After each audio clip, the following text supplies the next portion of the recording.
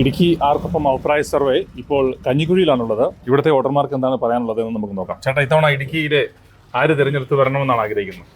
ആര് തിരഞ്ഞെടുത്ത് വരണമെന്ന് നമുക്ക് പറയാൻ പറ്റില്ല. കാരണം പൊതുവിൽ ആർക്കും ഒരു രണ്ടുപേരെ കുറിച്ചും നല്ലൊരു അഭിപ്രായം ഇല്ല. ആർക്കും പൊതുജനത്തിൻ്റെ അഭിപ്രായം രണ്ടുപേരെ കുറിച്ചും അഭിപ്രായം ഇല്ല. ഓക്കെ, ചേട്ടൻ ആര് വരണമെന്നാണ് ആഗ്രഹം? ഇപ്പം ആരും വന്നാലും കുഴപ്പമില്ല, അതുകൊണ്ട് നമുക്ക് പറയാം. ഓക്കെ, രണ്ട് ചേട്ടന്മാർ ചായ കുടിച്ചിരിപ്പുണ്ട്. ചേട്ടാ, തെരഞ്ഞെടുപ്പൊക്കെ അല്ലേ, വോട്ട് ചെയ്യണ്ടേ? വോട്ട് ചെയ്യണം. തവണ എങ്ങനെയാ കാര്യങ്ങളൊക്കെ? കാര്യങ്ങൾ ആര് വരുമെന്നൊന്നും പറയാൻ പറ്റില്ല. ചേട്ടൻ ആര് വരണമെന്ന് ആഗ്രഹം? അങ്ങനൊന്നുമല്ല, രണ്ടുപേര് വന്നാലും കണക്കാ. അങ്ങനെ ഉള്ളല്ലേ? പൊതുവെ എല്ലാവർക്കും അങ്ങനെ ചെയ്യാം. ആർക്കും പ്രത്യേകിച്ച് താല്പര്യമൊന്നും ഇല്ല. ചേട്ടാ, ഇത്തവണ ഇടുക്കി ആര് ജയിച്ചു വരണമെന്ന് ആഗ്രഹം? ജോയ്സ് ജോർജ്.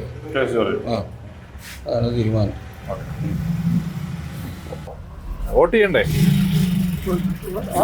വോട്ട് ചെയ്യണ്ടേ?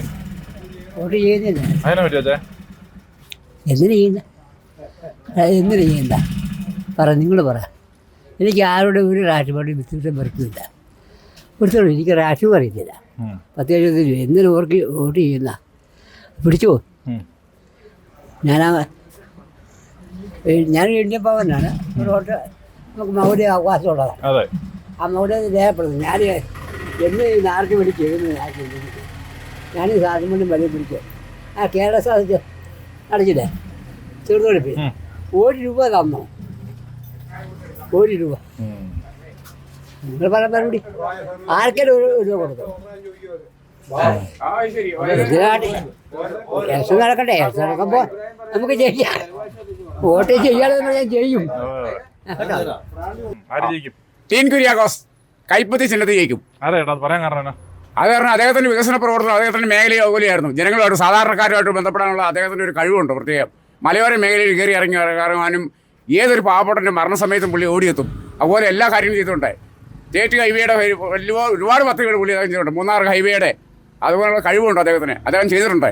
സാധാരണക്കാരനാണ്. എൻ്റെ വോട്ട് കൈപ്പത്തിക്ക്. ഇവിടെ ഇടുക്കി കഞ്ഞിക്കുഴിയിൽ ഈ മേഖലയിൽ ഇവിടെ ഒരു വികസനമില്ല. ആ സാമ്പത്തികമായിട്ട് മൊത്തം പ്രശ്നമാണ്. റോഡില്ല, വഴിയില്ല, ഒരു സാധനമില്ല.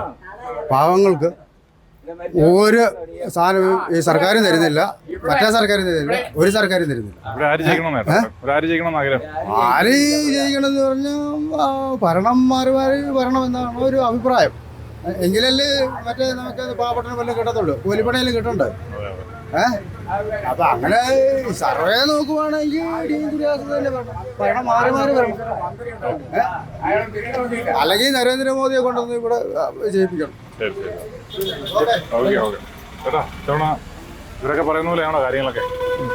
ഞാൻ അതിനെപ്പറ്റി ഒന്നും പറയാനാണല്ല. ഞാൻ പിന്നെ കടയും കണ്ടൊക്കെ ഇരിക്കണം. ഞങ്ങളൊന്നും വ്യക്തമായ അഭിപ്രായമൊന്നും ആരോടും പറയാറുമില്ല. ആഗ്രഹം ഇപ്പം നിലവിൽ ഞാനങ്ങനെ ഒന്നും പറയാല്ല. കാരണം കച്ചവടവും കടയൊക്കെ അല്ലേ നമ്മൾ. വിദ്വേഷവും വഴക്കിന്റെ ഒന്നും കാര്യമില്ല. വോട്ടൊക്കെ ചെയ്യണ്ടേ ഇത്തവണ? വോട്ട് ചെയ്യണ്ടേ? വേണം. ഓക്കെ, അപ്പൊ ഇത്തവണ ആർക്ക് വോട്ട് ചെയ്യാനാ ഇപ്പൊ ആഗ്രഹം? നമ്മൾ ശരിക്കൊന്ന് പഠിക്കണം. ഇനി അതാണ് ജനത്തിന് വേണ്ടി പഠിക്കണം. ഇവർക്ക് വേണ്ടിയല്ല നമ്മൾ പഠിക്കുന്നത്. കഷ്ടപ്പെടുന്നവനും അധ്വാനിക്കുന്നവനും കഷ്ടപ്പെടുന്നവനും വിയർപ്പിൻ്റെ ഫലം അനുഭവിക്കുന്നവനും അവന് വേണ്ടി നമ്മൾ കൂടണം. ആരോ നമ്മൾ കണ്ടെത്തണം. അറിവാണ് ഈ ലോകത്തിലെ ഏറ്റവും ആയുധം.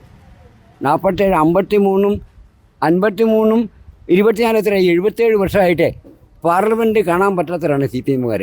ഞാൻ CPM-കാരനെ 8 വയസ്സുള്ളപ്പം തുടങ്ങിയതാണ്. ജോസഫ് ബ്രാം തുടങ്ങി കേരളത്തിലെ മുഴുവൻ നേതാക്കന്മാരെ എനിക്കറിയാം. ജയിലിലും കിടന്നിട്ടുണ്ട്. ആവശ്യമില്ലാത്തതല്ല, ഈ സമരഭൂമിയുടെ പടയിൽ എന്താ ഇപ്പോൾ അവരുടെ റോള്? 7 മാസമായിട്ട് പെൻഷൻ പോലും കൊടുക്കുന്നില്ലേ? നമ്മളെന്തിനാ ഈ കടം മേടിക്കണേ? ഇതൊക്കെ നമ്മൾ പഠിക്കുക. നരേന്ദ്രമോദി എൻ്റെ ആളല്ല, കുറ്റം പറഞ്ഞില്ല. എനിക്ക് സമുദായവും ഇല്ല, രാഷ്ട്രീയവും ഇല്ല. നല്ല മനുഷ്യരെ നല്ലതെന്ന് നമ്മൾ തിരിച്ചറിയണം. ചെയ്തത് മുഴുവനും ഗുണം തന്നെയാണ് കേട്ടോ. കേരളത്തിൽ ഒരുപാട് പേർക്ക് റേഷൻ കൊടുത്തു. എല്ലാ കാര്യങ്ങളിലും പുള്ളി വ്യക്തിയായുള്ളൊരു വ്യക്തിയാണ്. അറിവിൻ്റെ ഉറവിടമാണ് സത്യത്തിൽ ഭരണത്തിലിരിക്കുന്നെങ്കിലും. എല്ലാത്തിനെക്കുറിച്ചും പഠിക്കുന്ന ആളാണ് മോദി. മോദി വരണമെന്നാണ് ആഗ്രഹം? അല്ല, ആഗ്രഹമില്ല. എല്ലാ തന്നെ നമ്മളൊരു അഭിപ്രായം പറഞ്ഞതേ. പറയാനുണ്ടോ? എനിക്കൊന്നും പറയാനില്ല. അറിയോ, കാരണം 8 മാസമായിട്ട് ഞാൻ എനിക്കൊന്നും 1600 രൂപ കിട്ടിക്കൊണ്ടിരുന്നതാണ്. അതുപോലെ എനിക്ക് കിട്ടുന്നില്ല. പിന്നെ ഞാൻ ഈ 56-ലെ കമ്മീഷണറാണ് ഞാൻ. ഈ പ്രാവശ്യം ഞാൻ മൊത്തം പേർക്ക് വോട്ട് ചെയ്യുക. കമ്മീഷനും കോൺഗ്രസിനും BJPക്കും ചെയ്യുക. ഇത്രയേ ഉള്ളൂ കാര്യം. ഒരു അഭ്യർത്ഥന, എന്തുകൊണ്ട് പട്ടികജാതി ഇവിടെ ഉണ്ടായി? അന്ന് മേലാധികാരി ഒരു പട്ടിക എഴുതി തയ്യാറാക്കിയതാണ് പട്ടികജാതി ഉണ്ടായത്. എനിക്ക് 1-ാം ക്ലാസ്സിൽ 6 മാസം ഉഴവൂര് ജനിച്ച ആളാൻ, കേരനാരായണൻ്റെ നാട്, പരമ സമുദായത്തിൽപ്പെട്ട ആളാണ് ഉഴവൂർ നാരായണൻ. അറിവാണ് ആയുധം.